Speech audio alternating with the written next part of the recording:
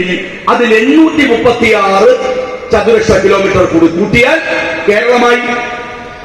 എന്ന് വെച്ചാൽ നിങ്ങൾ മനസ്സിലാക്കേണ്ടത് അരുണാചൽ പ്രദേശിലെ കേരളത്തിന് സമാനമായ ഭൂപ്രകൃതി ഇന്ന് ചൈനയുടെ കയ്യിലാണ്.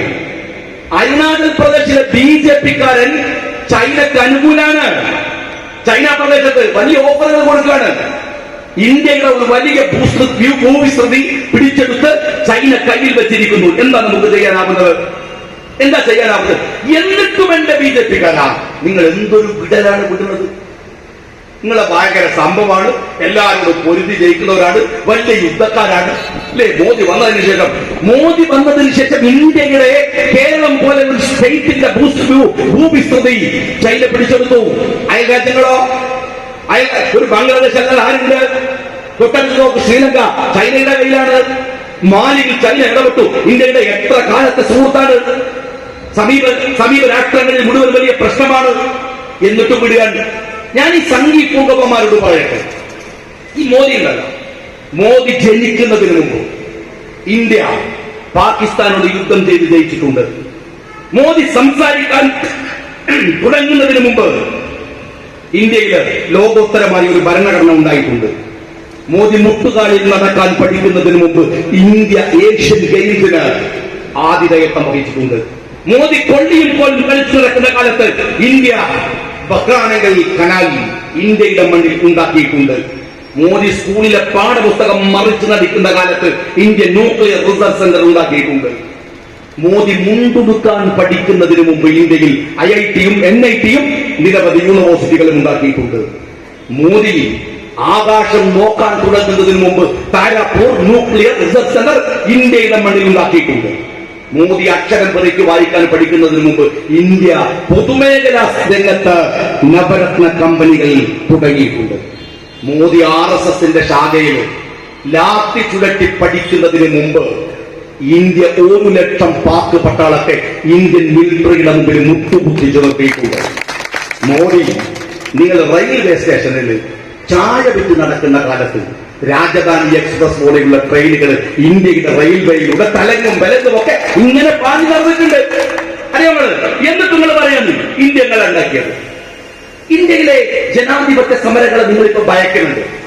ഇപ്പൊ QS എന്താണ്, വേൾഡ് യൂണിവേഴ്സിറ്റി റാങ്കിങ്ങില് JNU ആണ് ഇന്ത്യയിലെ നമ്പർ 1 യൂണിവേഴ്സിറ്റിയായി തെരഞ്ഞെടുത്തത്. JNU-നെയാണ് ഇന്ത്യയിലെ നമ്പർ 1 യൂണിവേഴ്സിറ്റിയായി. JNU ഇവിടുത്തെ BJP-ക്കാർക്ക് ഇഷ്ടമല്ലല്ലോ. കാരണം ഇന്ത്യയിലെ എല്ലാ പ്രൊട്ടസ്റ്റുകളും നടക്കുന്നത് JNU-ലാണ്, സമരങ്ങൾ നടക്കുന്നത് JNU-ലാണ്. അവിടെ NRCയുടെ സമരം നടക്കുമ്പോഴാണ് നേരത്തെ ഗഫൂർ പറഞ്ഞ പോലെ ആ സമരങ്ങളിൽ എല്ലാ രാഹുൽ ഗാന്ധി അടക്കമുള്ളവർ ഒക്കെ പങ്കെടുത്തിട്ടുണ്ട്. ഇപ്പൊ ദീപിക പട്ടോൾ ഇന്ത്യയിലെ പ്രസിദ്ധയായ സിനിമാ താരമാണ്. NRC സമരകാലത്ത് ദീപിക പട്ടോൾ JNU-ന്റെ അവിടുത്തെ ആർട്ട് സ്റ്റുഡന്റ് ആണ്. അവരവിടെ ചെല്ലുന്നത്.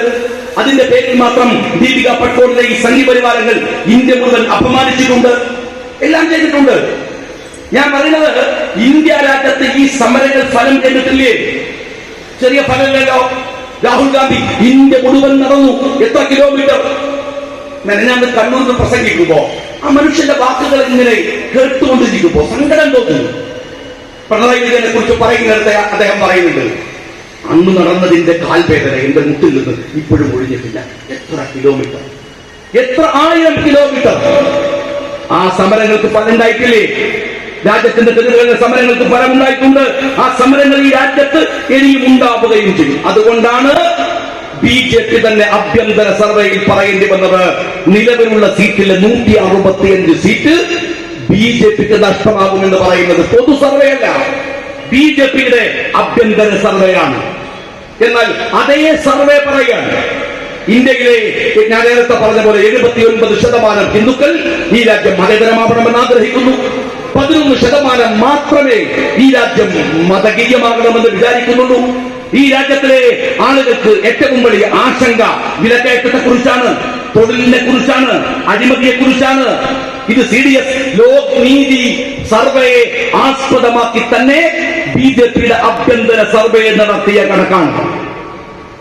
ഇവിടുത്തെ ഫേസ് 1 ഇലക്ഷനെ കുറിച്ച് യോഗേന്ദ്ര യാദവ് ട്വീറ്റ് ചെയ്തത് ഇന്നലെ തോൽക്കുകയാണ് BJP എന്നാണ് കണക്കുകളുടെ മുഴുവൻ. എങ്ങനെ തോൽക്കാതിരിക്കുക? ഞാൻ ചോദിക്കട്ടെ ഇവിടുത്തെ സുഹൃത്തുക്കളോട്, 10 കൊല്ലത്തിന് മുമ്പിലേക്ക് നിങ്ങൾ ഒന്ന് നമ്മുടെ ഓർമ്മയെ കൊണ്ടുപോകണം. അന്ന് മോട്ടോർ തള്ളിയടന്ന, പെട്രോളിന് വില കൂടി എന്ന് പറഞ്ഞിട്ട് മോട്ടോർ സൈക്കിൾ തള്ളിയടന്ന സീനൊക്കെ ഉണ്ട്. പക്ഷെ മോദിയുടെ ഒരു പ്രസംഗം ഉണ്ടായിരുന്നു. എന്താണ്? ഇന്ത്യൻ റുപ്പി ഐസിയുവിലാണ്. സ്നേഹമുള്ളവരെ, നിങ്ങൾ നിങ്ങളുടെ കയ്യിൽ ഗൂഗിൾ ഉണ്ടെങ്കിൽ ഇന്ന് ഡോളർ റേറ്റ് ഒന്ന് എടുക്കുക. മിനിഞ്ഞാണ് 84 രൂപയാണ്. ഇന്ത്യയുടെ ചരിത്രത്തിൽ ആദ്യം ഡോളർ 84. ഞാനിത് പറയുമ്പോ പ്രവാസികളായ ആൾക്കാരുടെ മുഖത്തൊക്കെ ഒരു ചെറിയ ചിരി വരുന്നുണ്ട്. കാര്യം എന്താണ്? അവർക്കൊരു സന്തോഷമാണ്, റിയാലിന് നല്ല റേറ്റ് കിട്ടും അല്ലേ? പക്ഷെ അത് ശാശ്വതമല്ല സ്നേഹമുള്ളവരെ, അത് രാജ്യത്തെ തകർക്കുന്നതാണ്. ഇന്ത്യൻ റുപ്പി ഐസിയുമിലാണെന്ന് പറഞ്ഞ നരേന്ദ്രമോദി 10 കൊല്ലം ഈ രാജ്യം ഭരിച്ചു കഴിയുമ്പോഴേക്കും ഇന്ത്യൻ റുപ്പി മോർച്ചറിയിൽ എത്തിക്കഴിഞ്ഞു എന്നതാണ് ഇപ്പോഴത്തെ ലാസ്റ്റ് കണക്കുകൾ പരിശോധിക്കുമ്പോൾ നമുക്ക് മനസ്സിലാവുക. എന്നിട്ടും ഞാൻ ചോദിക്കുന്നത്, ഈ ഗൗരവം എന്താണ്? CPM ഈ നോട്ടിനോട് ന്യായങ്ങൾ പറയുന്നതിനപ്പുറം നിങ്ങൾ ഈ രാഷ്ട്രീയം എന്താ പറയാത്തത്? എന്നിട്ട് അവർ പറയാണ് ചുമ്മാ തല്ലുകെട്ട്. എന്താ ആ പത്രത്തിലെ പരസ്യങ്ങൾ? ഇതുണ്ടെങ്കിലേ ഇന്ത്യയുള്ളൂ. എന്താണ് വാർത്താനം? കേരളം ഉണ്ടെങ്കിലേ ഇടതുള്ളൂ എന്ന് പറഞ്ഞാൽ നമുക്ക് മനസ്സിലാവും. വേറെ എവിടെയും ഇല്ലാത്തത് കൊണ്ട് ഇവിടെ ഇല്ലെങ്കിൽ നിങ്ങളില്ല. വേറെ എവിടെ ഇല്ലല്ലോ. പങ്കാളി തീർന്നു, ത്രിപുര തീർന്നു, വേറെ എവിടെ ഇല്ല. പിന്നെ എന്നിട്ട് നിങ്ങൾ പറയും ഇടതുണ്ടെങ്കിലേ ഇന്ത്യയുള്ളൂ അല്ലേ? ഞാൻ നിങ്ങളോട് ഇട്ട കാര്യം ചോദിക്കട്ടെ. 10 വർഷം മുമ്പ് ഇവിടുത്തെ സ്ഥാനാർത്ഥി പറയേണ്ട ഒരു ഉത്തരവുണ്ട്. സ്ഥാനാർത്ഥിക്ക് എക്സ്പീരിയൻസ് ഇല്ല, അദ്ദേഹത്തോട് ചോദിച്ചിട്ട് കാര്യമില്ല. എന്നാൽ വോട്ട് ചോദിക്കാൻ വരുന്ന ഒരു ഫലത്തെ ഞാൻ ചോദിക്കട്ടെ താങ്കളോട്. 10 കൊല്ലം മുമ്പ് ഇടതുപക്ഷ മുന്നണി മൻമോഹൻ സിംഗിനെ താഴെ ഇറക്കാൻ പറഞ്ഞ ന്യായം എന്താണെന്നറിയോ? ആണവ കരാറാണ്. അന്ന് അഹമ്മദ് സാഹിബ് കേന്ദ്രമന്ത്രിയാണ്, ഞാൻ യൂത്ത് ലീഗിന്റെ പ്രസിഡന്റാണ്. അതുകൊണ്ട് ആ വിവാദം നന്നായിട്ട് എനിക്ക് ഓർമ്മയുണ്ട്. എന്റെ ചോദ്യം ഇതാണ്, 10 കൊല്ലം മുമ്പ് BJP ഗവൺമെന്റിന് വഴിവെട്ടിക്കൊടുത്ത മൻമോഹൻ സിംഗിന്റെ UPA ഗവൺമെന്റിനെ താഴെ ഇറക്കിയ ആണവ കരാറിന്റെ 10 കൊല്ലത്തെ കോൺസിക്വൻസ് എന്താണ്? അപകടങ്ങൾ എന്താണ്? ആണവ കരാർ ഇന്ത്യക്കുണ്ടാക്കിയ നഷ്ടം എന്താണ്? ആണവ കരാർ രാജ്യത്തിനുണ്ടാക്കിയ അപകടം എന്താണ്? ആണവ കരാറ് ഈ ലോകത്ത് സംഭവിച്ച എന്ത് ദുരന്തമാണ്? ഒന്ന് പറയൂ സഖാവേ. നീ അറിയോ എന്ന് എനിക്കറിയില്ല, ദേശാഭിമാനം മാത്രം വായിക്കുന്നവർക്ക് അറിഞ്ഞോളൊന്നുമില്ല. എന്നാലും പറയാം, 2-3 മാസം മുമ്പാണ് COP28 UAE സമാപിച്ചത്, അന്താരാഷ്ട്ര പാരിസ്ഥിതിക സമ്മേളനം. ആ സമ്മേളനത്തിന്റെ കൺക്ലൂഷൻ എന്താ അറിയുന്നത്? ലോകത്തെ ഏറ്റവും നല്ല എനർജി വിൻഡ് എനർജി അല്ല, മറിച്ച് സോളാർ എനർജി അല്ല. ലോകത്തിലെ ഏറ്റവും നല്ല എനർജി